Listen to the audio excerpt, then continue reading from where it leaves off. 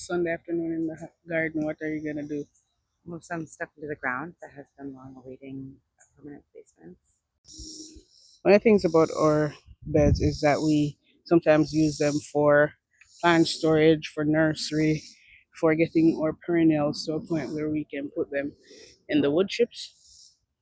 So today we're going to be moving this. This is a geranium. I think it's ready to be in the ground to provide ground cover. Um, Over here we have a currant. I think this is a red currant, and I think it's ready. It's ready to go in the ground.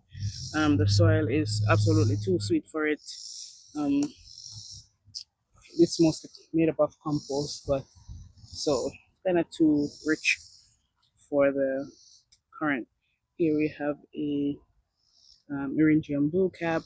That too, its roots should be somewhere nice and low quality soil, so doesn't need to be here. We'll cut like some more seeds from here. Eringium blue cap, winter sow those, and then have some more, add them to the nursery beds again and continue. So this bed is mostly of plants that we want to move around to the yard in the wood chips, and it's a great storage space for our plants. But we do put in a few annuals. Here's a tomatillo, some turmeric.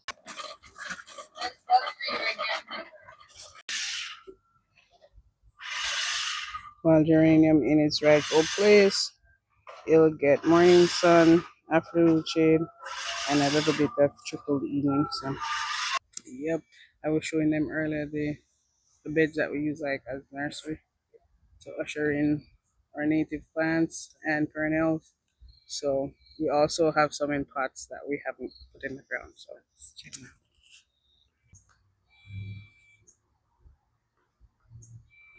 Here we have some native strawberries. We have Culver's root. We have blue lobelia. We got some iris.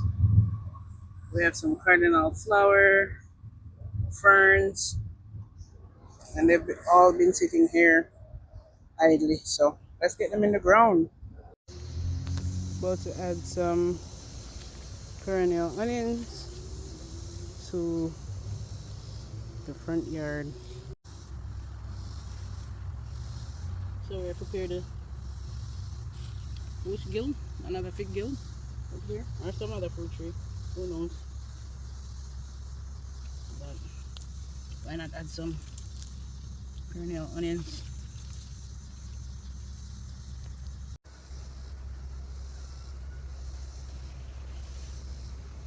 So we got these from our onions from last year.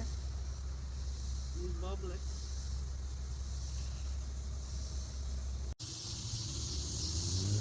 How did this happen? A blackberry and a turmeric going together. So we're gonna separate them. Turmeric took a long time to sprout. The blackberry came up somewhere that we didn't exactly need it, and so we took it out. Pop them together. The closest available soil was turmeric seedling, and Oh, the nice turmeric, you know, the deep color one. beautiful. Go put it away for the. You want it.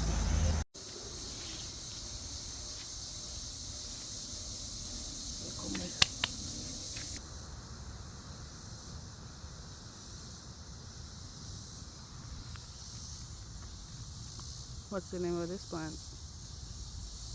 The Maryland golden aster. Golden aster. Beautiful. Quick recap on what we just did. When I say so, we moved around a few plants to their final place. Hopefully, we don't have to move them again. Um, Abby's still working on some. Abby, what you gotta say? I'm actually just deadheading the sunflowers and the zinnias, but we had two like brick square, quote unquote beds here. And we just kind of lifted the bricks up and are making it more of like a zone or a garden room. And so we are thinking a little bit more about the comprehensive design instead of just putting things in beds kind of here and there. And we moved around some perennials to be in better positions for themselves with regards to sun and shade, and we have more coming. That's the best. So we're deconstructing these two front annual beds to create our new fruit guild. So we did put in some supporting plants. We have some strawberries already for ground cover. We have blackberries, right? They'll be coming back. We have a pineapple sage on the side there. We have a what's it called, ragwort. We have some perennial Egyptian onions that we added there.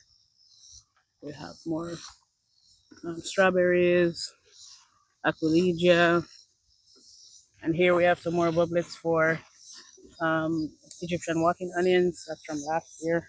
So some good additions when all the annuals are out of these beds. Then we will redesign this space to form a beautiful garden room where we can hang out in the front yard and still feel like we are far away from the hustle and bustle of the city.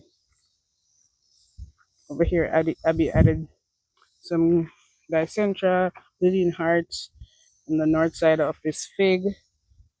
That's a pretty shady spot, so that's the perfect plant for that spot. It gets out of the evening sun, but for much of the day, it's in shade. I have to take out this collard greens volunteer. Collard greens just volunteered up here right here by the sidewalk, so we didn't have the heart to take it out. But after weeks of 100-degree weather in summer, it has fully crisped up. So farewell to this great wall here. Farewell. But yeah, man, we're making some changes up here. We have some more butterfly milkweed, echinacea. We have a few more plants in the back to add. So, yep. Over on this side, we added. What did we add on this side? Oh, some great blue lobelia on the north side of this elderberry. It's quite shady. We also pulled up a bunch of grass volunteers. Yes. And great blue lobelia will bring some color up to this front, add some blues. We have a lot of pinks and purples on this side. So, even a little more diversity in color would be good. What did we put over there by that bag of soil? I We've forgot. got sedum that was suffering with the lack of sun. We moved the sedum. Oh, see here.